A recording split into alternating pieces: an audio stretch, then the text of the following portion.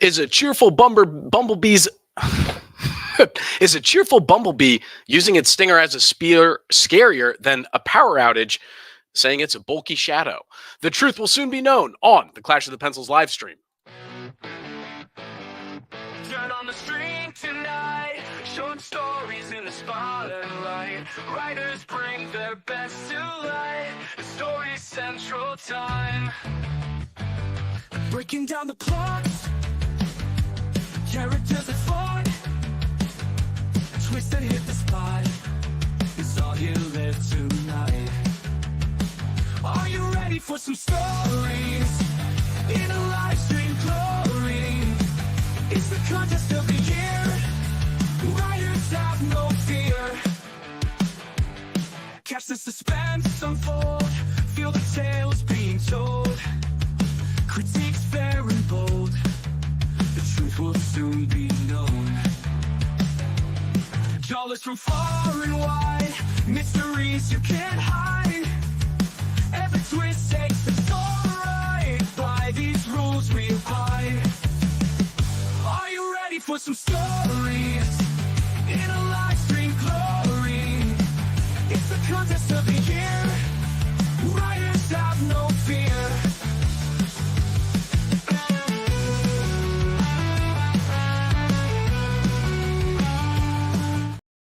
All right, welcome to the Clash of the Pencils live stream, the only full contact creative writing esports league in the history of written history itself. My name is Tom Sherman, and I'm joined, as always, by Greg the Reader Peterson. We are here to analyze the plot, character, and setting of the top short stories of the day that have been submitted from around the internet. So every day, authors from across the internet submit a story based off a prompt we reveal at the end of our live stream. The public at large then votes for their favorite story, and we reveal the winner at the end of each show. So what does it take to get into the finals? That is what we like to call the Triangle of Doom. Come here. Oh, is that what we're calling it now? Well, we called it that last week, so I guess we're just gonna keep riding with it this week. It's got a ring to it. Not terrifying at all. It's not terrifying. No. It's very friendly. There are three elements in the Triangle of Doom. That is the plot, the setting, and the characters. And those triangulate to create a story. So the closer an author can strike to the center of each element, the more exciting, visceral, and engaging that story will be. So bearing that in mind, Greg, what do you think our authors need to focus on when working with something like today's prompt, which is reverse Mad Libs, use these 5 phrases somewhere in your story: bulky, power outage, spear, cheerful, and bumblebee? Well, we got some good, the setting, there's going to be a power outage. You're somewhere with power. The spear, you haven't progressed that much technologically because you're still using spears. Cheerful is a character word. Bulky is going to be a lot of setting description, a lot of setting. So I think the plot is going to be the thing that's going to differentiate the winning author here. Awesome. Well, there's only one way to find out who that winning author will be, and that is to just start getting to it. So, let's see. We had 5 submissions yesterday. Our top 3 are going to be here shortly. Let's look at the first one. This is from Meat French. Back in action again. In a bulky parka 2 sizes too big, Cheyenne stomped around her living room, wrapped in blankets and clutching an absurd wooden spear she'd picked up at a Renaissance fair years ago. The power outage had thrown the entire apartment complex into a medieval state of gloom, and Cheyenne, ever the faithful, had transformed her dimly lit corner into some grand, exaggerated campsite. A single shivering bumblebee buzzed in a circle in the window, spiraling towards her only source of light, a single candle precariously perched in an empty can of beans. Cheyenne watched it with bemusement, a small, cheerful sparkle in the otherwise shadowy, shivering room. "Come, Sir Bumblebee," she murmured, holding her spear aloft like a knight. "I'll defend us against the forces of darkness."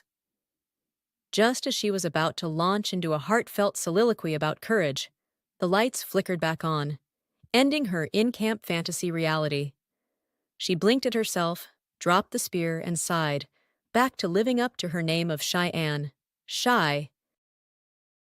All right, so here we have a continuation of Meet French's character Cheyenne, the B-list community theater actor in Wyoming.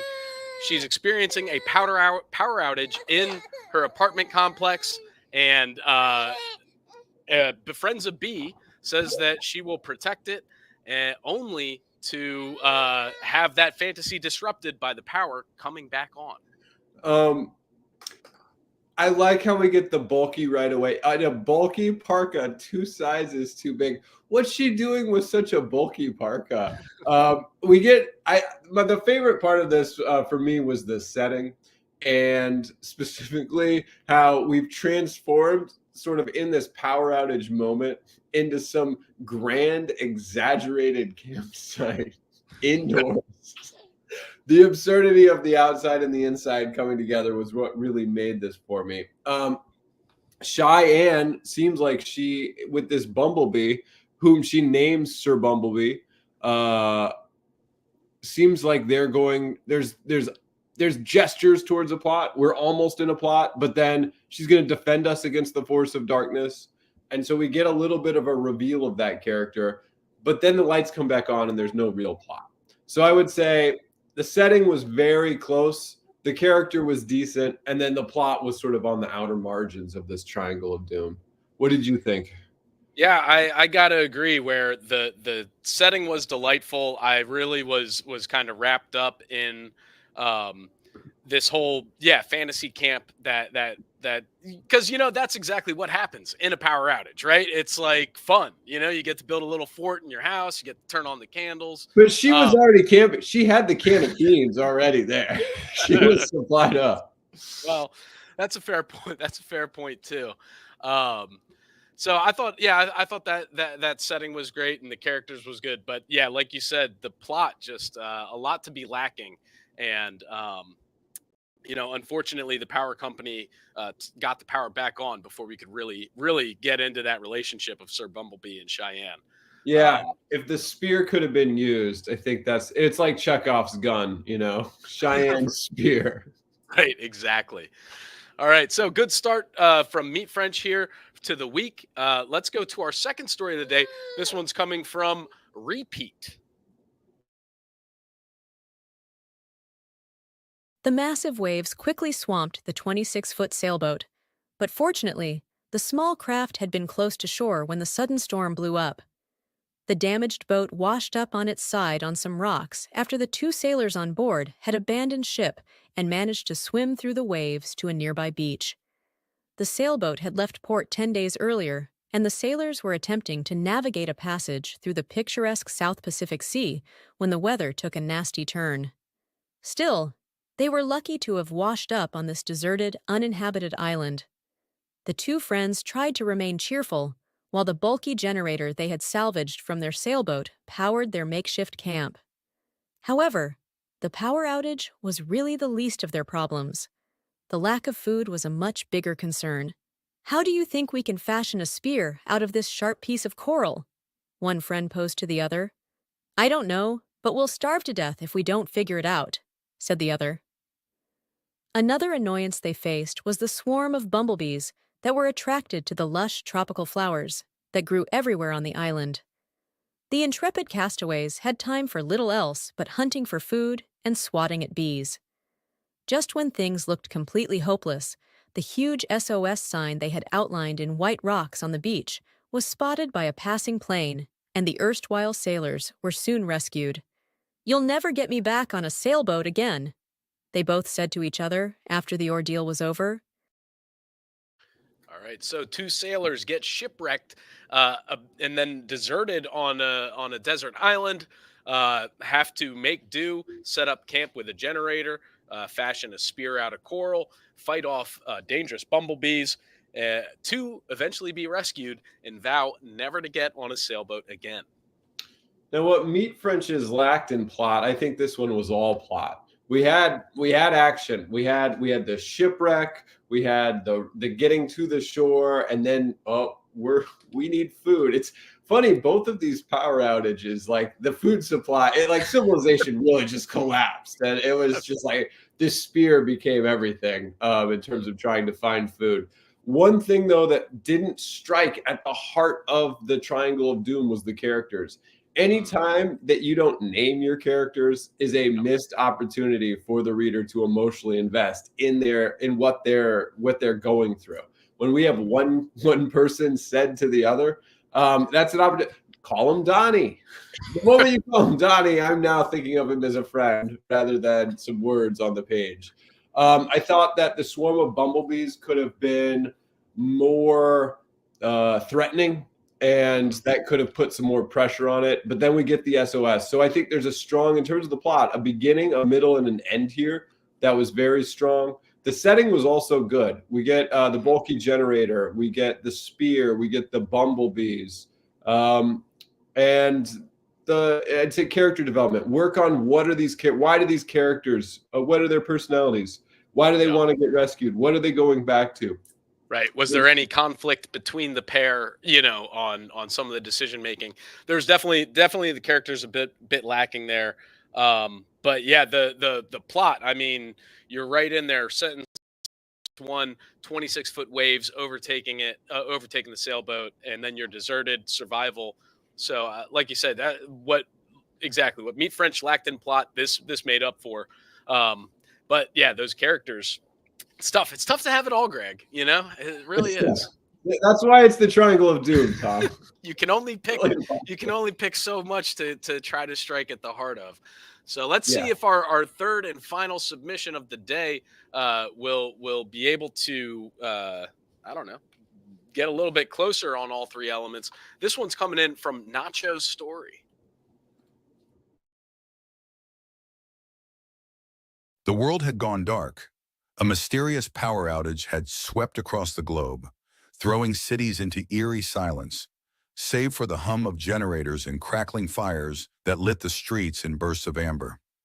As civilization clawed for survival in this blackout, a lone hero emerged, a bulky, cheerful man named Finn, known for his relentless optimism and stubborn strength.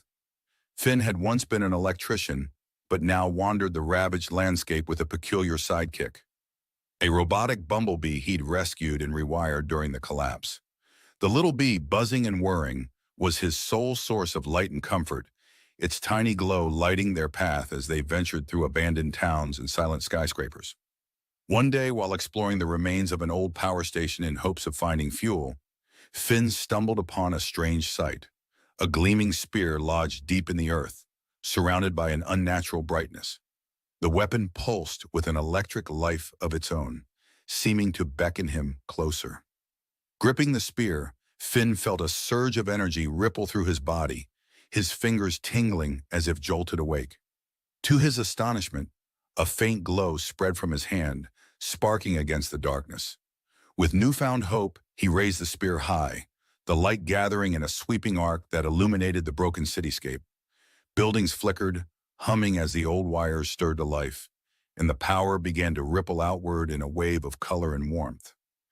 As the world awoke from its shadowed slumber, Finn, his cheerful spirit bolstered, knew he had found his purpose, to reignite the last spark of humanity, one pulse of light at a time. All right, so here we have Finn and a robotic bee traipsing through the collapse of society, trying to find remnants of electrical fuel and that sort of stuff, then stumbles upon this magical spear that then, I don't know, I guess turns on the lights, right? Is that... I think so. It seemed like everything was solved at the end because his cheerful spirit bolstered, and he found his purpose to reignite the last spark of humanity, one pulse of light at a time. I mean, this was so epic for a one-page story. I think this is where we get some character development. And so we get Finn and his robotic bumblebee sidekick. And I loved the fact that the bumblebee had some sort of, it was almost like a lightning bug bumblebee. But there was some power in there, right? Compared to the power outage. And so that was the most elegant weaving of character, plot, and setting, given the 5 words that you had to choose. So I thought that was a very successful use of character development. We also get some emotion words coming on here. He felt a surge of energy ripple through his body. His fingers tingled awake. His cheerful spirit bolstered. So I think there was the best blend of all three of these in this triangle of doom between characters, plot, and setting, based on this story. What did you think, Tom?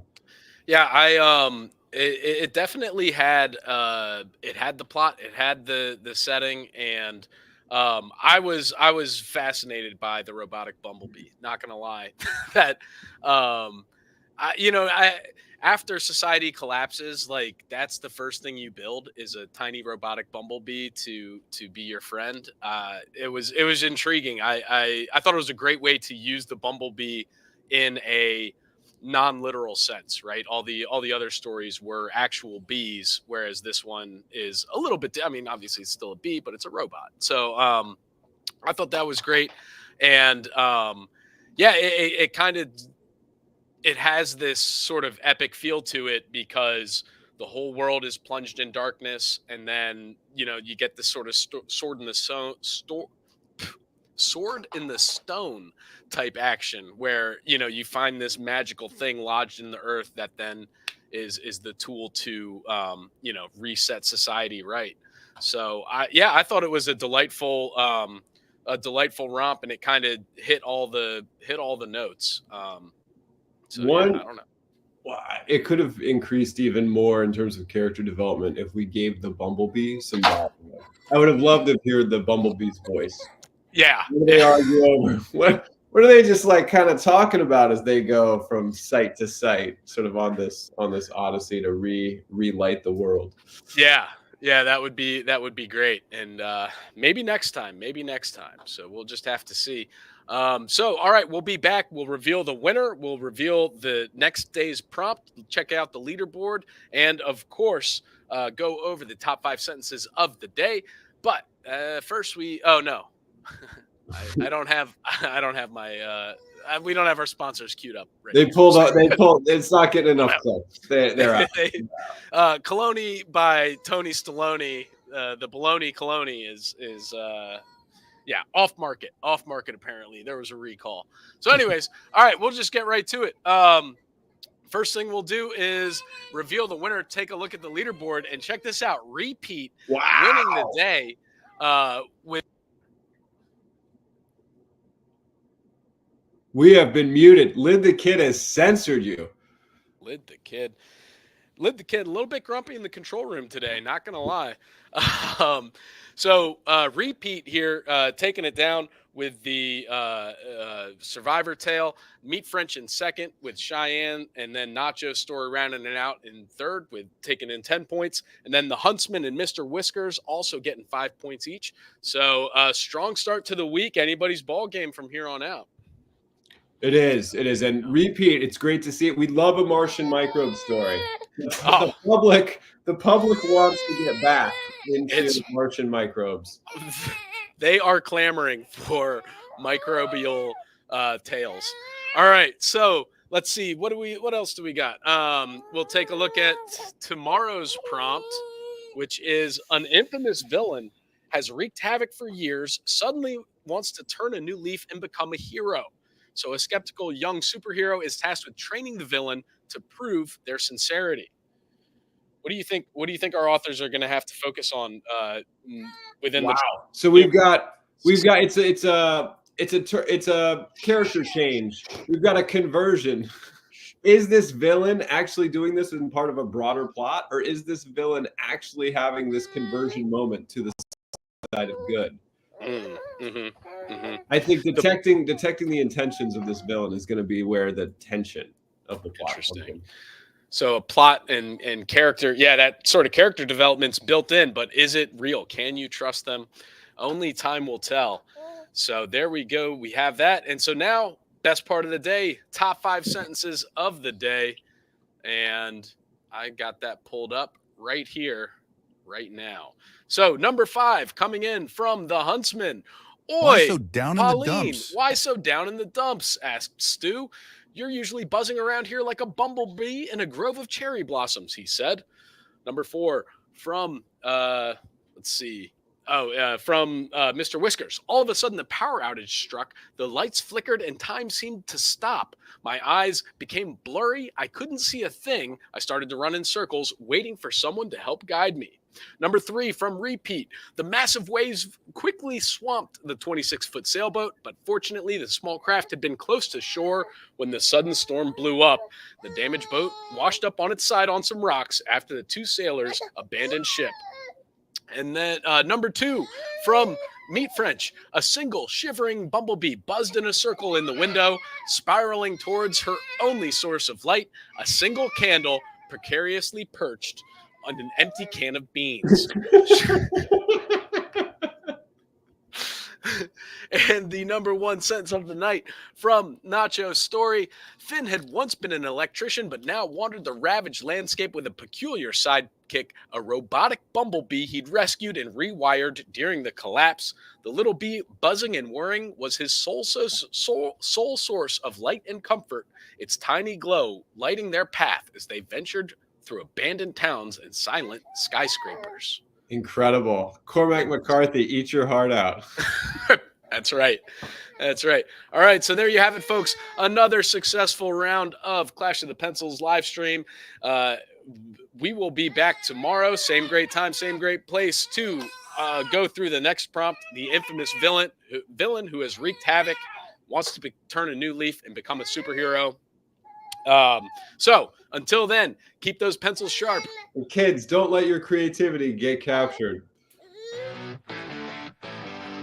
Turn on the stream tonight. Short stories in the spotlight. Writers bring their best to light. The story central time. Breaking down the plots. Characters that fought.